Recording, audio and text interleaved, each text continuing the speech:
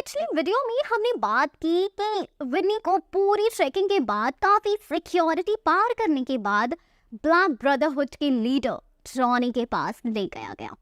Johnny एक बड़े से हॉल में बैठा है। हॉल में चारों ओर कुर्सियां, बीच में टेबल, जिस पर हर कुर्सी के सामने पानी की बोतल रखी है। सामने वाली कुर्सी पर जॉनी बैठा है। जैसे ही गार्ड विनी को अंदर लेकर गए, गार्ड ने कहा ये हमले की बात कर रहा था। इस पर जॉनी अपने खतरनाक दिखने वाले गार्ड से बोला, कल तक वो ट्रक ड्राइवर मुझे यहीं चाहिए, ना मिले तो इसे भी वहीं भेज देना जहां आज तक तुम सबको भेजते आए हो।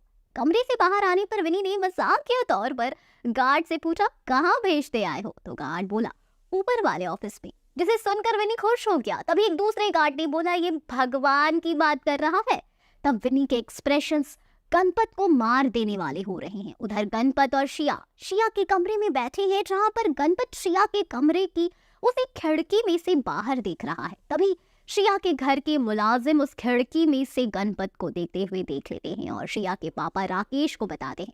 तब राकेश कहता है वो हमारा भरोसेमंद इंसान है। इतने में शिया और उसका ध्यान रखने वाले मुलाजिम राकेश को कहते हैं, जी साहब ये तो काफी अच्छा इंसान है, हमें इस पर शक नहीं करना चाहिए। लेकिन गणपत, शिया और चाचा के आने के बाद दूसरा मुलाजिम राकेश को बोलता है, साहब मुझे इस पर शक है। तब राकेश बोलता है, नजर रखो।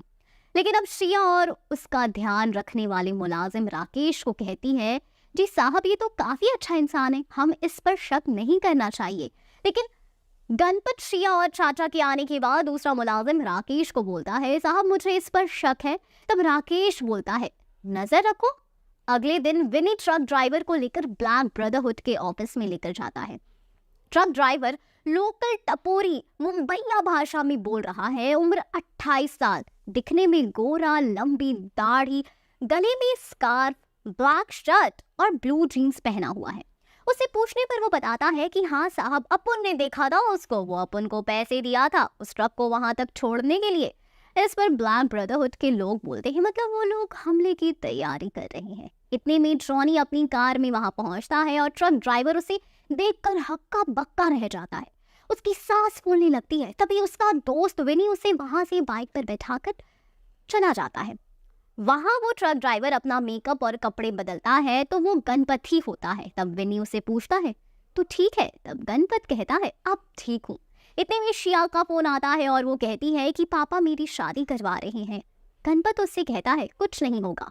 गणपत विनी के साथ शिया को भागने का प्लान बनाता है, लेकिन शिया उसके साथ जाने से मना कर देती है और बोलती है कि हमें पापा से बात करनी चाहिए, वो जरूर मानेंगे। इस बात पर गणपत कहता है, कोशिश कर लो। शिया ने सब बात अपने पापा टोनी को बता दी, लेकिन उसके पापा ने कहा, वो 2 कौड़ी का इंसान, मैंने उसे घर में जगह दी और वो मेरी ही इज्जत से खिलवाड़ कर रहा है। और अपने गार्ड को पूरे घर की चौकसी करने पर लगा दिया और ये भी कह दिया कि जो भी गणपत को यहाँ देखे उसे गोली से उड़ा दे।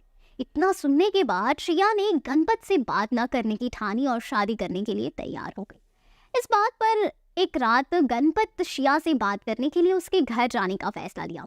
जब वहां गया तो उसे पता चला कि उसे उसके माता पिता द्वारा उसकी मर्जी के खिलाफ शादी करने पर मजबूर किया जा रहा है। वे उस पर उस लड़के से शादी करने का दबाव बना रहे हैं जिसे उन्होंने उसके लिए चुना था, भले ही वो उससे प्यार नहीं करती थी। और शिया के मुलाजिम चाचा ने गणपत को घर के अंदर घुसने में मदद की ताकि वो शिया से मिल सके। गणपत जानता है कि उसे शिया की मदद के लिए कुछ करना होगा। ये बिना किसी को देखे उसे घर से बाहर निकालने की योजना के बारे में सोचने लगा। वो जानता था कि यह आसान नहीं होगा, लेकिन वो उसे वहां से भगाने पर अड़ा हुआ है, जिसमें उसके मुलाजिम चाचा उसकी मदद करने को तैयार हो गए। उन्होंने गणपत को बताया कि कल रात को साहब एक जरूरी काम से बाहर जा रहे हैं, इसलिए घर पर बहुत कम ही लोग होंगे। जिस पर गणपत शिया को भगाने के लिए आने वाले कल की रात को चुनता है। गणपत ने सबसे पहले शिया से बात की। उसने उससे कहा कि वो उसे लेकर भागने वाला है, बस उससे तैयार रहना है। इस पर शिया डर गई, लेकिन उसने गणपत पर भरोसा किया और उसके प्लान से सहमत हो गई। गणपत कैसे कृति और शिया को घर से भगाने में सफल होगा, आपका इस बारे में क्या ख्याल है? हमें कमेंट सेक्शन में जरूर बताएं। हम फिर मिलेंगे एक नई वीडियो के साथ। Thank you.